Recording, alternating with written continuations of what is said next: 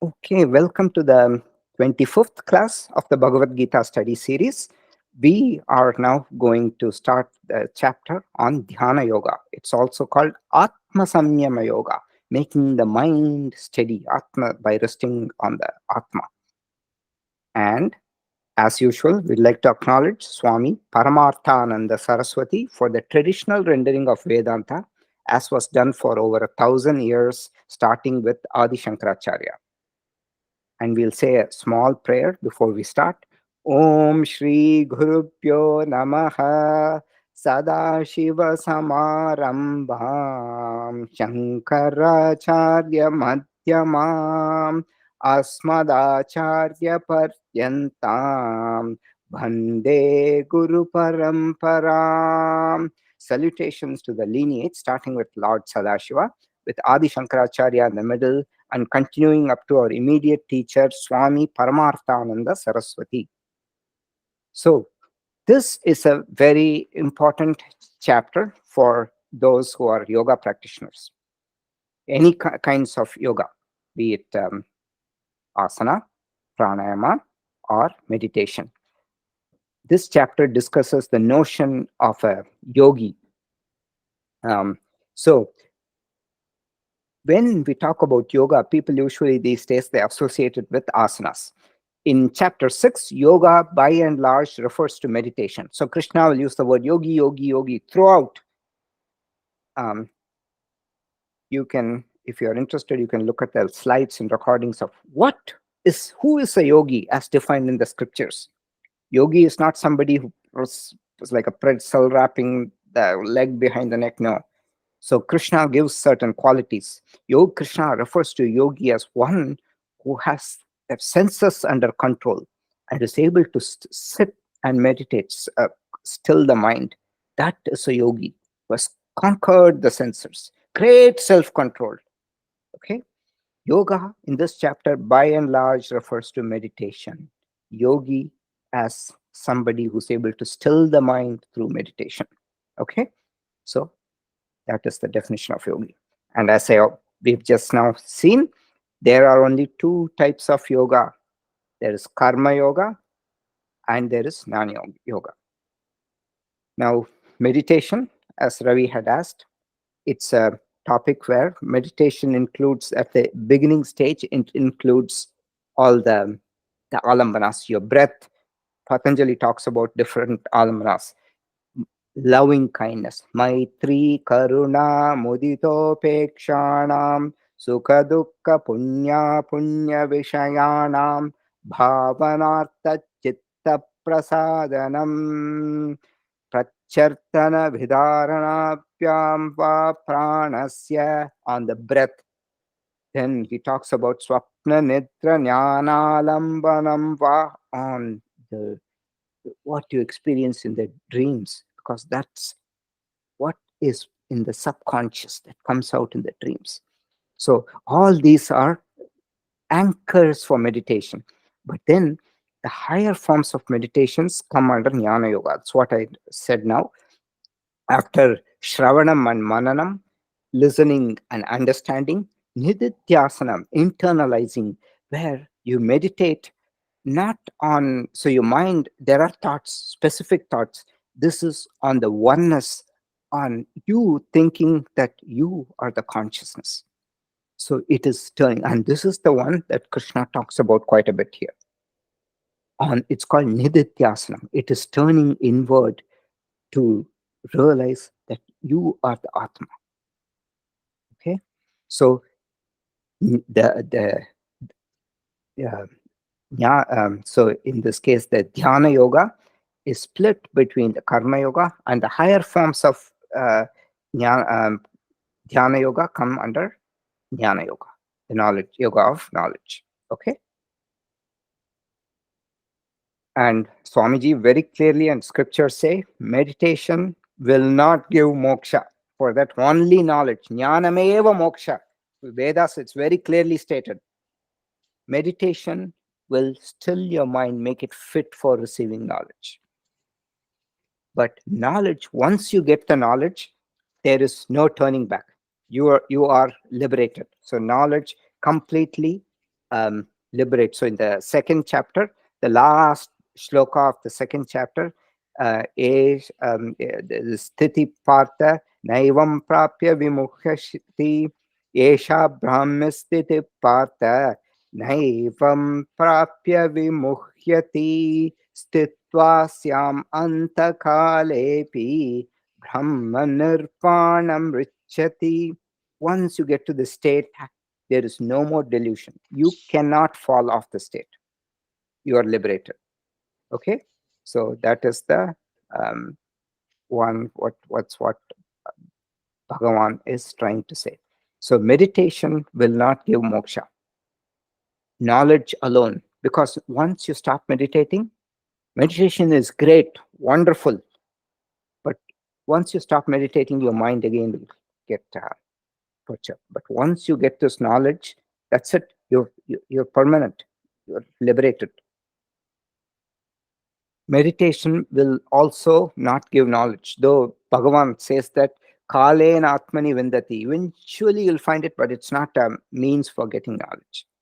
It is just for stilling them. Meditation is for spiritual growth. It is not for obtaining siddhis, for superpowers. So meditation is for jnana yoga praptihi. It's for making the mind calm so that it is fit to receive the knowledge. Then after the shravanam, I just said listening and studying, and mananam, understanding without doubts, comes nididhyasanam, assimilating what has been studied and understood by reflecting on the features of the Atma in meditation. Atma, nirvikaraha, unchanging. It is akarta abhokta. It is aprameha. It's beyond everything. You cannot put a form to the Atma. So all these things you begin to understand through nididhyasana. So it's a specific form of meditation. It's called Vedantic meditation, where you understand um, the nature of the Atma, which is Atma aprameha. It is avinashi, indestructible. It is sarvagataha, all pervading. It is nirvikaraha, changeless. It is akarta and abhokta. It is non-doer and not affected by the results of action. So this is nididhyasanam. And throughout this chapter, this is what Bhagavan will say, Atma samya, um, uh, uh, rest the mind on the Atma. That's what he's meaning here. So the 6 portions of chapter 6 are Bahiranga Sadhana, general disciplines to be observed daily. Then Vishesha Sadhanani, so general discipline includes eating. So for if you have to become a yogi, it's 1 meal a day. It's saying a bhogi, somebody who enjoys pleasures, who's used to a pleasure, like some people, they're just born to have pleasure. That's their notion. They eat 2 meals a day. Yeah, rogi, somebody with a disease. They're actually eating 3 meals a day causes the disease, but a rogi eats 3 meals a day. Somebody who would become diseased. Then the 4th category, a drohi, a traitor, eats 4 meals a day. Anyway, this is just a saying, but general disciplines to maintain for meditation, you need some general disciplines. Then specific disciplines, Vishesha Sadhanani, very specific, special disciplines observed before meditation, where to meditate, how to sit, all that. Then Dhyana Swarupam, the nature of meditation. Then Dhyana Palam, the fruits of meditation. Then Dhyana Pratibandha Pariharo, obstacles to meditation and remedies. Parihara is remedy. Pratibandha is obstacles. Then Bhagavan talks about yoga brashta, the destiny of a yogi who does not succeed in this lifetime. This is actually a very nice part, very moving part. So these are the 6 portions. Shlokas 1 through 9 are bahiranga sadhanani, external bahiranga, external or general preparations for meditation. General principles a yogi has to follow every day. Vairagyam, dispassion. Samatvam, balance of mind or equanimity. Self-confidence, prayatna, self-effort, and discipline, self-control.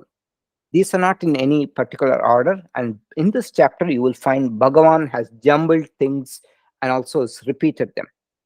This order here, Bhagavan won't follow. You'll see slokas 1 through 9, then 16 and 17. 10 through 15, and then 25 suddenly comes. It's all jumbled up. So, and here also Dhyana Swarupam, 18 and 19, then 24 through 26. So things are jumbled all over the place. After that, Dhyana Pratibamba Pariharo and Yoga Brashta, they follow a sequence. But Dhyana Palam also, everything is jumbled up. Bhagavan jumbles things here. And these are not in any particular order. And the quality, these are all the qualities of a yogi, the elaboration of a sthita prajna, which we saw in the second chapter. There is no free will for animals or plants, and for that reason they don't acquire punya or patam. So all this is for very pertinent only to human beings. Okay, so it talks about pratyahara. Pratyahara means detachment. That's the most important quality of a yogi. All this vairagyam, dispassion, to acquire the samatvam of the balance of mind. Pratyahara, the most famous story is Kurma Avatara. When the whole ocean is churning, it's like a raging torrent. Vasuki is spitting venom. Bhagavan is able to remain unattached by pulling the limbs like a yata samharate chayam kurmongani sarpashaha. Just like a tortoise withdrawing its limbs, like that yogi, indriyata, indriyatebhyah tasya prajna pratishtita. They are able to remove the senses from the sense objects, then that person is called a person of steady wisdom. Indriyanindriyatebhyah tasya prajna pratishtita. That person's wisdom is well established. Okay, so I think before we start the first, this I just gave the introduction. So we will stop here. We haven't chanted anything today.